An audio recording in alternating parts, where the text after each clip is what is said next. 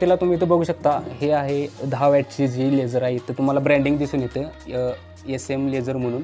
ते लूज करावं लागतात आणि तुम्हाला आतमध्ये इथं लेझर दिसून येतं. एकदम चांगल्या क्वालिटीचा मिरर असतो.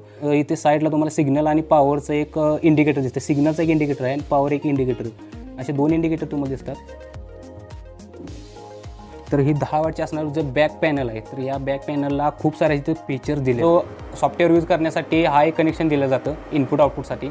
त्यानंतर ही जी बाजू येते ते स्क्रीन, जे LED स्क्रीन आहे, हे इथे जे की आहे याच्यावरती तुम्ही मोड सिलेक्ट करता. याला तुम्ही TFT कार्ड म्हणू शकता. तर ते TFT कार्ड जे आहे याच्यामध्ये जे काही प्रोग्रॅमिंग जे इफेक्ट्स आहेत ते ऑलरेडी यामध्ये सेट असतात. तर RJ45 कनेक्शन इथे तुम्हाला ऑप्शन दिलेलं आहे.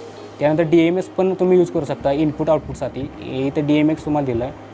त्याचबरोबर इथे हँगिंग करण्यासाठी, जसं हे हेवी असल्यामुळे याला हँगिंग करण्यासाठी जो काही ऑप्शन आहे, तर इथे तुम्हाला एक हुक दिलेला असतो. त्याच्यावर जर तुम्ही हँगिंग करू शकता.